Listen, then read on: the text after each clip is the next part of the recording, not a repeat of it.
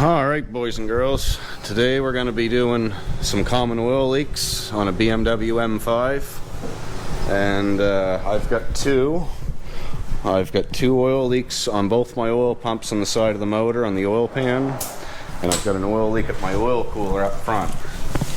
So I have the parts here straight from BMW.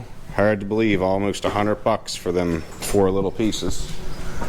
We're going to be doing an oil change in the process. I've always trusted liquid moly, and I always put at least half a liter of cheap transmission fluid in first. Keeps the engine clean inside. So I've already got it somewhat tore apart. I'm just going to let my skid pan under tray hang by the last bolt.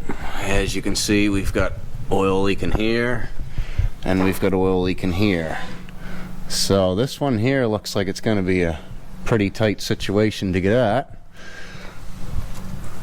but actually they both may be for that part, but we're gonna get these off and get the new gaskets in so it doesn't leak anymore.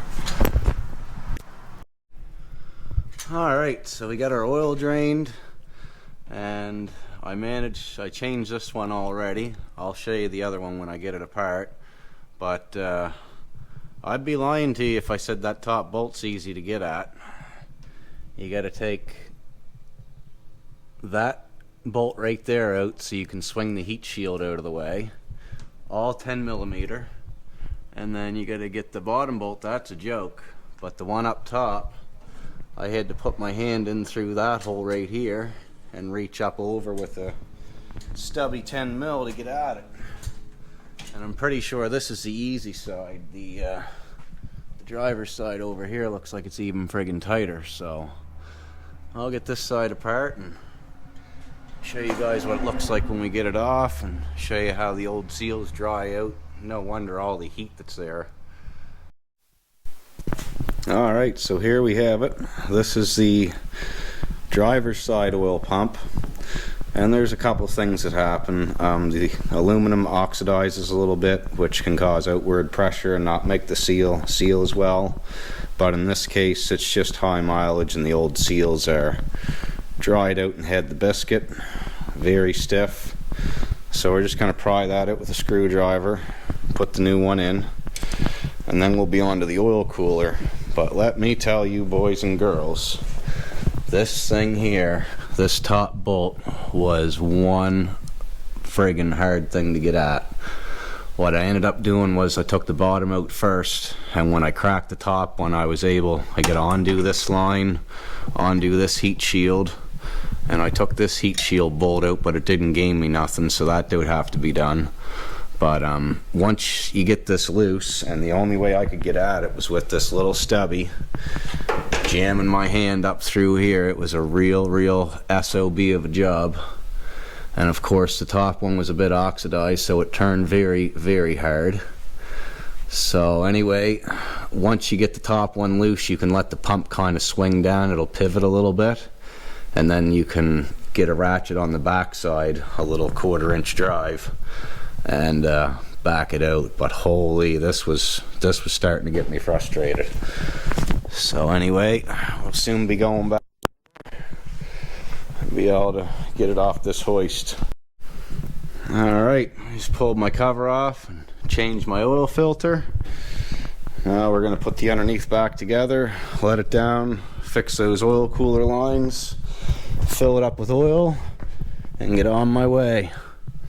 Let me tell you, this driver's side one is friggin' nasty. So gotta get back to her, gotta get this done. Alright, boys and girls, we're back on the ground. All our covers are back on in place underneath. Now the next step is pop that 13mm off, lift that line block up, and put those 2 new O-rings onto it, and hopefully stop this leak here.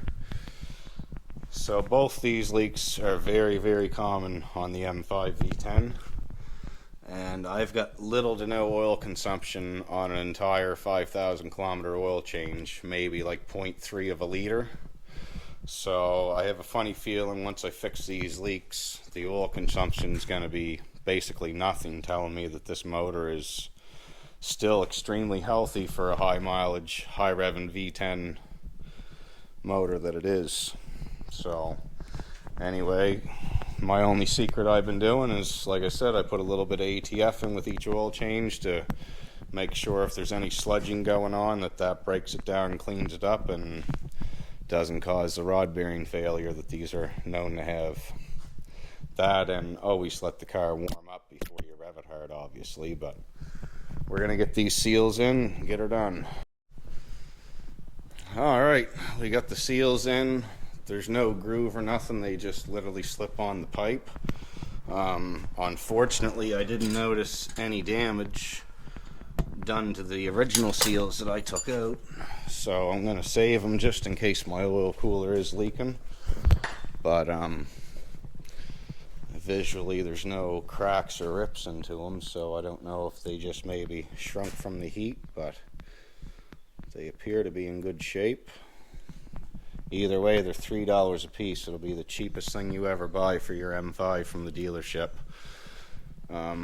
So yeah, we're all done. We just got to top it up with oil now, fill it up rather, and we're ready to get this thing back in action. So here you guys go for you non-believers. I'm just doing a fresh oil change. First thing I'm doing is putting half a liter of this stuff into her, just cheap old ATF. And that's going to keep the engine super clean. So there you see it, we're at about a half a liter there, right on the money. Save the rest for next time. And now we're going to fill it up with motor oil, 9 liters, because we put a half a liter ATF.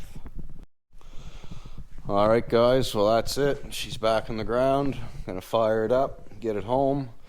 Hopefully maybe take it out tonight for some better videos actually driving it. So if you watch the video, I appreciate it. Please subscribe, hit the like button. And man, I'll tell you, when you own one of these M5s with higher mileage, you better be prepared to do some work, or otherwise it's going to cost you a lot of money. Sometimes even doing the work yourself, it costs a lot of money, but you know, it's just part of owning one of these demons, I guess. So anyway, hopefully all the oil leaks are cured now and she'll be back up 100%.